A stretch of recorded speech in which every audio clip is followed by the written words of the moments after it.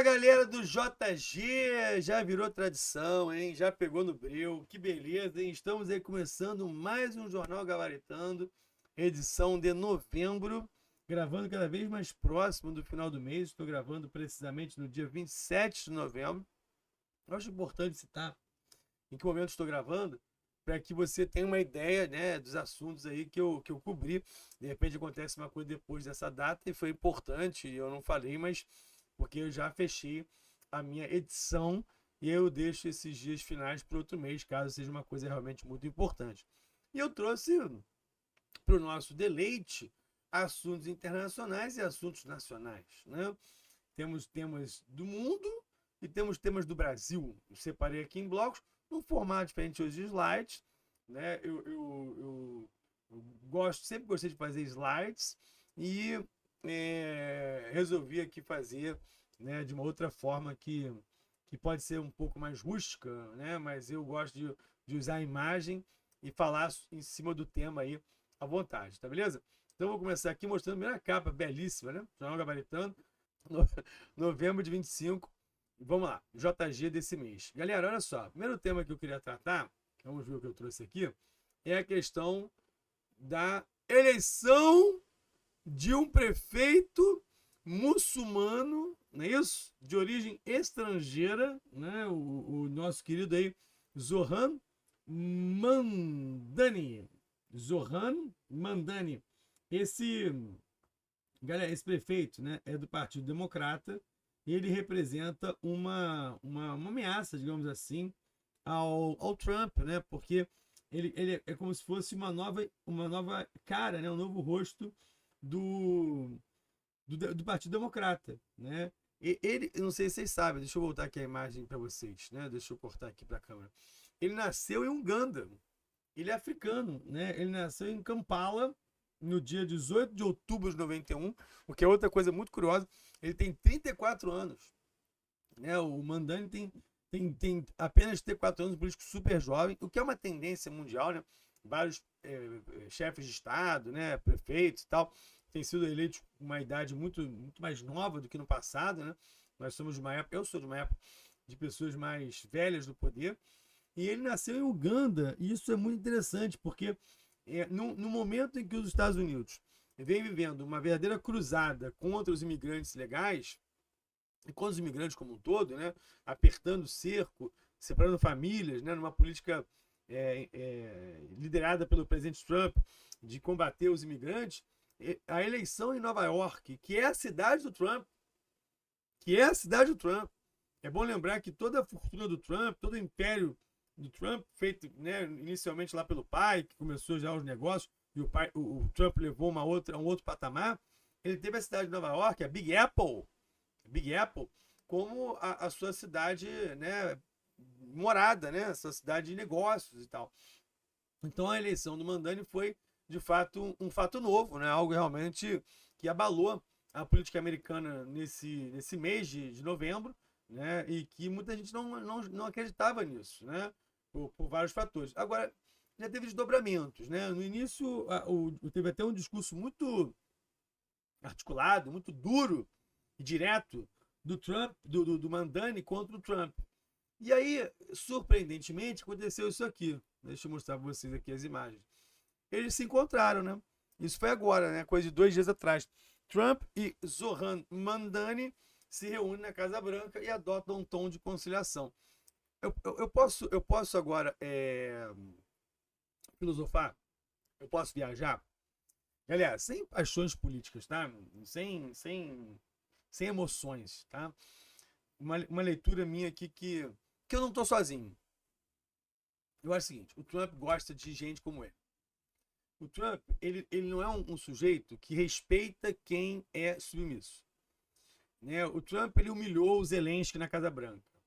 Né? O Trump, ele abandona aliados que se tornam puxa-sacos. Você vê, por exemplo, um filme maravilhoso. Se você não assistiu, vale a pena assistir. Chamado O Aprendiz. Esse filme conta a história do Trump. Inclusive, os dois atores que participam do filme, tanto o que fez o papel do Trump quanto o que fez o advogado do Trump, que é o Jeremy Strong, o outro é o não sei o que, Stan, disputaram o Oscar de melhor ator e ator coadjuvante. Nenhum dos dois levou o prêmio. Mas o filme é muito bom. E o filme mostra como é que o Trump ele tinha uma relação com os poderosos de respeito. E depois, quando ele se tornava cada vez mais poderoso e os outros passavam, de certa forma, a serem submissos a ele descartava. Então, eu acho que ele faz isso nas relações dele. É dele. Você vê com a China do Xi Jinping, você vê com o Putin na Rússia. Mas os países são poderosos. Mas, por exemplo, da Coreia do Norte, Kim Jong-un, que ele zoava o cara, chamava o ditador coreano de Little Rocket Man, pequeno homem foguete. Quando o Kim Jong-un peitou o Trump e fez a bomba atômica, a relação mudou. Então eu acho que ele tem esse modus operandi, né? Isso é uma coisa do Trump em relação a negócio. E ele leva a forma dele pensar negócios para a administração pública. Então eu acho que o fato do novo prefeito de Nova York ter um encarado, eu estou aqui, né, sendo psicólogo, né? Eu acho que teve muito a ver também com essa mudança de postura na relação com ele, porque o cara encarou ele, né? E não sou eu que estou falando sozinho, não, tá? Foi até um artigo que quem escreveu foi o Guga Chakra. O Guga Chakra, vocês conhecem, o Globo News. É um cara muito ligado à cultura americana. Ele mora em Nova York há décadas, né? Então é naturalizado, inclusive cidadão americano. Beleza? Então, essa é a primeira notícia. Vamos passar aqui. Vamos ver o que tem pela frente. COP30. Né? Eu ia falar só assunto internacional, acabei sem querer botando o assunto nacional na frente, que não é um assunto nacional, né, galera? É um assunto internacional. Aconteceu em Belém do Pará. A já esperada, né, COP sem grandes importâncias, né? Vamos falar a verdade. Pelo seguinte, toda COP é muito difícil, né? Porque, primeiro a COP, explicar o que é, né? Eu acho que já falei isso no outro jornal, mas se eu não falei, eu falo agora. É o encontro de acadêmicos, de chefes de Estado, é o encontro de ativistas que acontece todo ano. Começou em 95, em Berlim, foi a COP1. Teve na sua terceira edição a mais importante COP até 2015, que foi a COP3, que acontece na cidade japonesa de Kyoto, antiga capital do Japão, que era na época do shogunato, na época do Japão feudal, a capital era Kyoto. E aí deu no protocolo de Kyoto. E aí depois teve COP todo ano. O protocolo de Kyoto foi um documento importantíssimo, que falava sobre principalmente a questão da emissão de gases de estufa e do aquecimento global. Aí o protocolo de Kyoto venceu. Ele acabou em 2012. E aí em 2015 organiza-se a COP21 em Paris. E nasce a Conferência de Paris, que é o documento que substitui o protocolo de Kyoto. As COPs seguintes foram muito mais para observar como a Conferência de Paris tem sido levada, né? Se tem sido respeitada, se não, o fundo criado, a proposta de criação de um fundo para ajudar os países em desenvolvimento, os países pobres, a crescerem de uma forma sustentável. Lembrar que quando a gente fala de COP, em termos de redação, em termos de prova, de concurso, você sempre tem que pensar em desenvolvimento sustentável, que é um tripé que reúne crescimento econômico, preservação do meio ambiente e ações sociais. E as COPs têm essa pegada hoje, que não é uma pegada meramente ecológica, não é uma questão meramente ambiental. Ela não fala só sobre os objetivos de desenvolvimento sustentáveis, como, por exemplo, a preocupação com os oceanos, né, a questão do aquecimento global, ela não fica, a preservação das florestas, ela não fica só nisso. Hoje, quando a gente fala de sustentabilidade do planeta, a gente também fala em questões sociais. E eu estou falando isso porque talvez o grande avanço da COP30 ter mobilizado a participação popular, não só presente em Belém, mas também no documento final, quando pela primeira vez vai se falar de racismo ambiental. Eu acho que para mim essa é a grande questão da COP30. Porque, assim, independente dos outros resultados que não foram obtidos, inclusive houve um incêndio lá na zona de debates mais importante, vou mostrar a imagem disso, o documento final trouxe o conceito de racismo ambiental, que é um tema que pode ser trabalhado numa redação, pessoal. O racismo ambiental é a ideia de que grupos específicos, e no caso estamos falando de negros, pessoas pobres, e pobres em grande maioria são pessoas negras, estão num grau de vulnerabilidade muito maior do que outros grupos, que moram em lugares mais perigosos, que não têm condição, muitas vezes, de se mudar, de buscar uma infraestrutura, de buscar, né, um outro lugar para poder evitar um desastre, porque tem menos condições financeiras de reconstruir suas vidas. Então, o aquecimento global, ele torna a vida das pessoas mais pobres muito pior do que aquelas pessoas que têm condição. Até mesmo em questões mais, digamos assim, pequenas, mas que não são pequenas, né? Eu posso me precaver aqui com o meu ar-condicionado. Porque eu tenho condição de ter um ar-condicionado, pagar uma conta mais cara, e a pessoa pobre que mora numa instalação, numa casa que não tem nenhum tipo de proteção, que o calor é maior, ou que mora em cidades menos arborizadas, em bairros menos arborizados. No final do ano eu fiz um aulão para um colégio desse que eu trabalho, um teatro, essas coisas todas. Eu fiz em parceria com o professor de geografia. Ele abordou muito essa questão e acabou querendo na prova do Enem. Como hoje essa questão de cidades e bairros que são mais planejados são mais arborizados. E há uma preocupação maior na preservação ambiental para a proteção das pessoas, para um clima mais ameno. E pessoas mais pobres muitas vezes moram em lugares que não há esse tipo de planejamento ou de preocupação do poder público. Então, pela primeira vez, colocou-se no documento de uma COP a questão do racismo ambiental. Né? E pela primeira vez aconteceu uma COP no Brasil. Né? É bom lembrar que é a primeira vez que acontece uma COP no Brasil. Na América do Sul, não. Já tinha acontecido antes. Mas no Brasil é a primeira vez, apesar de ter tido várias críticas à organização. Questões das instalações, da moradia, dos aluguéis, né? E propriamente até o incêndio também, que, de certa forma, maculou o encontro, apesar desse avanço social, talvez tenha sido mais importante do que questões técnicas. Né? Mas teve questões também, vou colocar aqui vocês aqui. Olha só. Deixa eu passar a imagem. Aí, ó. Racismo ambiental ganha centralidade histórica. Né? Então, isso foi muito, muito importante mesmo. Beleza? Entre os pontos positivos, destaca-se o seguinte: compromisso de escalar o financiamento para países em desenvolvimento em pelo menos 1,3 trilhão de dólares. Sempre fica nisso aí, galera. Fala-se, mas na prática a gente não vê avançar muito. Por isso que eu sou mais cético em relação a questões técnicas. Convocação de uma reunião ministerial de alto nível sobre a nova meta coletiva quantificada. E também a criação de um programa, né, de um programa de trabalho de 2 anos para o alinhamento do artigo 9 do Acordo de Paris. Então, a observação em relação ao Acordo de Paris. Nova meta coletiva quantificada, que está aí na sigla como NCQC, né? Ela talvez seja um dos elementos mais importantes do Acordo de Paris de 2015, e que é basicamente a meta financeira de apoiar países em desenvolvimento. Né? É o que eu tinha falado. É basicamente o fundo que eu comentei anteriormente. Né? A ideia de que é preciso dar dinheiro para países que vão crescer de forma sustentável e que não vão repetir o caminho dos outros países de poluição, né? De meio ambiente, de poluição ambiental. Beleza? Além disso, o incêndio como é que chama de Blue Zone, né? Blue Zone, Zona Azul, onde houve, né, lesões, enfim, foi uma coisa meio patética aí, né? Outro episódio, agora é internacional também, meio ambiente é o tema internacional. Sheikh Hasina, ex-primeira-ministra de Bangladesh, país asiático, né, que fica ali próximo à Índia, né, vizinho da Índia, foi condenada à morte por crimes contra a humanidade.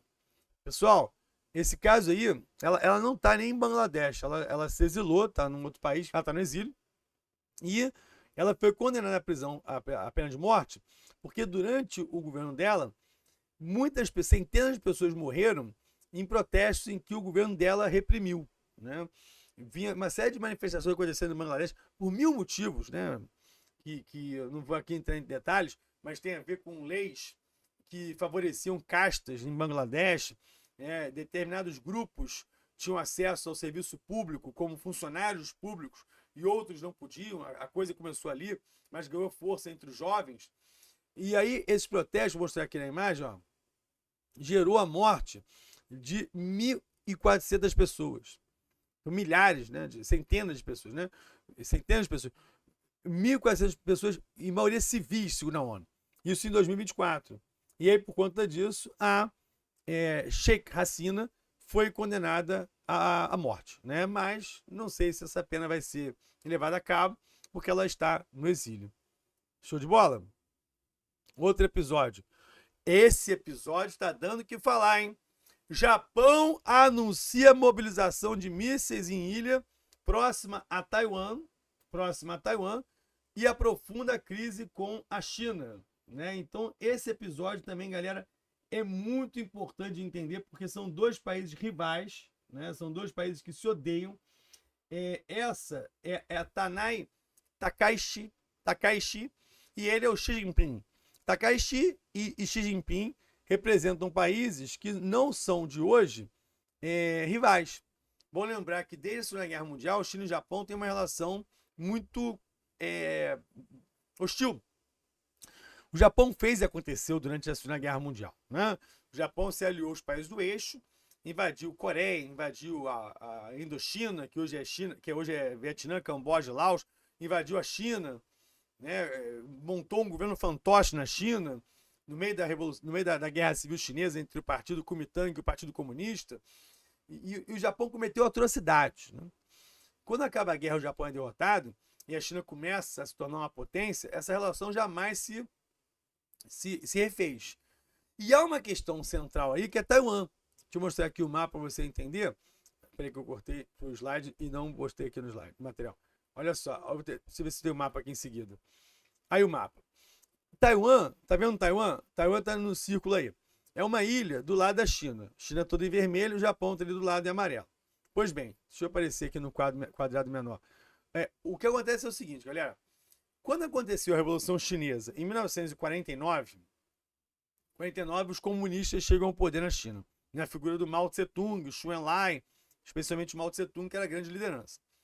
O governo da época, chinês, que era do partido Kuomintang, ele foi mandado para fora. O cara foi para o exílio, ele fugiu da China.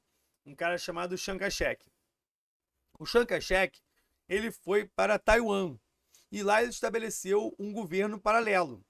E desde 49, essa região, essa ilha, é uma ilha separatista. A gente já chamou Taiwan de Formosa no passado. Hoje a gente chama de Taiwan, capital Taipei. E a China considera Taiwan uma província rebelde. A China não considera Taiwan um país independente. Nem o mundo, né? Porque o mundo pisa em ovos nessa relação com a China.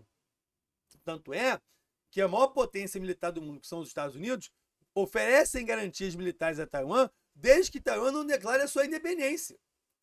O que é uma ironia, né? Eu te protejo, mas desde que você não provoque a China, né? Porque aí é uma briga que, sabe-se lá onde pode chegar. E aí, curiosamente, agora, né, o Japão, né, na figura dessa nova primeira-ministra, Takaishi, ela resolve, então, provocar a China e, depois de um encontro até amistoso que houve entre eles no início do mês, eles se encontraram num encontro, se encontraram numa conferência econômica e trocaram acenos, trocaram fotografias, foi tudo muito bem. A Takaishi apareceu em fotos com o presidente de Taiwan. Isso irritou a China. A China reclamou publicamente e aí a China resolveu mandar mísseis para Taiwan. E a China vem cercando Taiwan já há um tempão. O espaço aéreo taiwanês não é respeitado. Aviões sobrevoam o espaço taiwanês. A China cercou em determinado momento Taiwan com porta-aviões, com navios de guerra, né, destroyers e tudo mais. E agora o Japão resolveu assumir dizendo o seguinte, declarou dizendo o seguinte, se a China atacar Taiwan, estaremos nós sob risco. E a única forma do Japão ter um exército que possa atacar alguém é quando eles colocam em risco a sua sobrevivência. Então é meio que quase uma declaração de guerra, mas muito doida, né? Porque hoje o Japão não tem condição de encarar a China. A única questão que o Japão se pega, é que o Japão é aliado dos Estados Unidos, né? Talvez isso dê uma certa segurança ao Japão, mas eu duvido, né, que o Trump, que é um cara que não quer gastar dinheiro americano com guerra dos outros, vai se meter numa guerra com a China. Então é um clima realmente esquisito, não é de hoje, né? Eu sempre digo que várias guerras podem um dia se encontrar e virar um conflito maior, e esse é mais um foco de tensão que não é de hoje. A China pode tomar Taiwan a qualquer momento. E não vai ser o Japão que vai impedir, né? Cá pra nós, né? Então, deixa eu só colocar aqui novas imagens, inclusive do presidente taiwanês, Lai Ching-te, né, comendo um sushi e provocando os chineses, né? Lembrando que o sushi, comida, né, japonesa, né? Beleza? E a Rússia, olha que interessante, hein? Saiu em defesa da China e diz que responderá duramente caso o Japão posicione mísseis em ilha próxima a Taiwan. Porque a questão é, o Japão reagiu dizendo que vai mandar mísseis para Taiwan, ilhas vizinhas, né? A Taiwan, para ameaçar o Japão, para ameaçar a China. Aí você percebe que existe hoje um eixo no mundo que cada vez mais vai se consolidando, que é a relação entre Pequim, Moscou, Pyongyang, é isso? China, Rússia, Coreia do Norte. De certa forma, a Índia, que é uma aliada histórica dos Estados Unidos, mas que vem sofrendo nas relações comerciais com Trump, e o governo nacionalista de Narendra Modi vem se aproximando da Rússia. Vide o fortalecimento dos BRICS. Então, assim, a gente vem acompanhando uma novíssima ordem mundial se formando. Se a nova ordem mundial foi formada pós-Guerra Fria com a hegemonia americana, hoje a gente vê um mundo cada vez mais com polos empoderados e rivais. A grande questão é, tá errado dizer assim, há uma nova Guerra Fria. Isso é bobagem. A Guerra Fria pressupõe algo ideológico, não é uma questão ideológica. O que é uma questão é disputa econômica, uma disputa política, militar, mas não envolve uma questão ideológica. A China não quer exportar comunismo. Você não vê a China falando, eu quero que o Brasil vire comunista. Não, não é isso. Mas ela quer ganhar o quê? Mercados. Ela quer avançar na IA, a inteligência artificial. A disputa é na robótica, é na revolução 4.0. É na nanotecnologia, é nos drones tripulados. É essa a disputa que se dá hoje. Perfeito? Tranquilo? Vamos lá. Deixa eu mostrar aqui outro assunto, então. Temos assunto, hein? Se eu ficar demorando, tem mulher 1 hora aqui. Ex-presidente Jair Bolsonaro é preso preventivamente e já começou a prisão dele, né? Não só preventivamente, após o mesmo tentar violar a sua tornozeleira eletrônica. Ele primeiro violou a tornozeleira tentando soldar lá, né, a tornozeleira, como ele mesmo confessou, diante da funcionária do SEAP, né, Secretaria de Administração Penitenciária. A voz dele, você escuta ele falando. E depois da prisão preventiva começou efetivamente a pena dele. E eu quero já falar das duas coisas ao mesmo tempo. E também foram presos militares, né, o Paulo Sérgio Nogueira, o Almir Garnier da Aeronáutica, né, e o como é o nome dele? General Heleno, né? Fora o Anderson Torres, né, e o outro que fugiu lá, o Ramagem, que está nos Estados Unidos, né? Mas eu queria me concentrar nos militares, e o Bolsonaro também é militar. Há um ineditismo aqui. Aí é um professor de história explicando uma questão histórica, tá? Eu não vou entrar em polêmicas políticas, que eu sei que a gente está num país polarizado, dividido. Pode ter alguém que está assistindo essa aula que é simpático ao Bolsonaro, mas eu quero que você entenda o seguinte. É a primeira vez na história do Brasil, que um presidente e militares de alta patente são presos por tentativa de golpe de Estado. Isso jamais aconteceu. Isso jamais aconteceu em tempo algum. É a primeira vez que nós temos esse tipo de ação penalizada com prisão. Num país, que essa aqui eu acho que é a grande questão, que poderia cair numa redação, que poderia ser explorado numa prova de concurso, que nós vivemos várias tentativas de golpe de Estado. E golpes de Estado, não só tentativas. A nossa história da República começou num golpe de Estado. A proclamação da República foi um golpe contra a monarquia. Ela derrubou o Dom Pedro II e iniciou a República pelos militares. Marechal Deodoro e Marechal Floriano.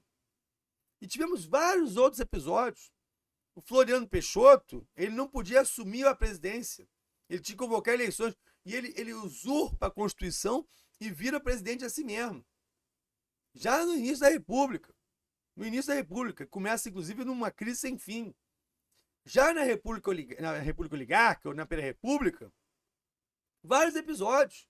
O tenentismo, que tenta derrubar o presidente Arthur Bernardes, revolta dos 18 do Forte.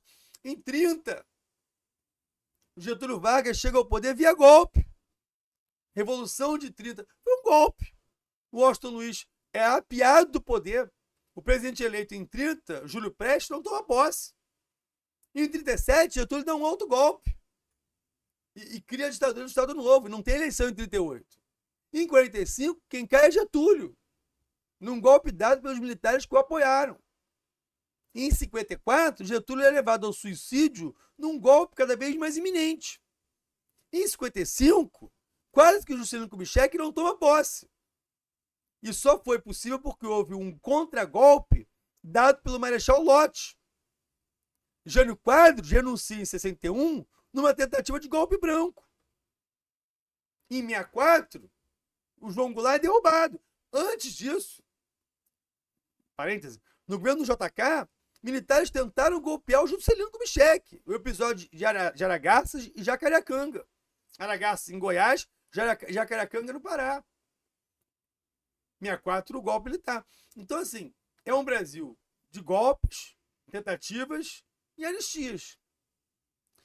E esse julgamento e a condenação, e a gente não sabe como é que vai ser o cumprimento da pena, se vai ser prisão domiciliar, se não vai ser, isso é outra história. Isso já torna o momento nosso agora histórico. Perfeito? Entenda bem, não quero criar polêmica, não estou aqui para isso. O meu objetivo é informar e trazer subsídios para que você possa, de repente, fazer uma redação, um tema sobre a democracia brasileira. E como ela lidou com esse último episódio, que para a Polícia Federal, para o Ministério Público, para a Procuradoria-Geral da República, para o Supremo Tribunal Federal, foi entendido como uma tentativa de golpe. Não é o professor de história, né, aqui que está falando. São os poderes da República. Perfeito? Vamos lá. E é isso, galera. Termino com vocês aqui o Jornal Gabaritano dessa edição. Né? Até achei que fosse ser mais longo, né? Mas eu acho um jornal importante. Mês que vem, veremos então com novas notícias sobre o Brasil e o mundo. Valeu, galera. Forte abraço para todos vocês. Até o nosso JG de dezembro. Aguardando vocês aí. E faremos, quem sabe, uma retrospectiva do ano, hein? Fica a dica aí pra galera do Gabaritano. Faremos uma retrospectiva, quem sabe, do ano todo para vocês. Valeu, galera. Forte abraço.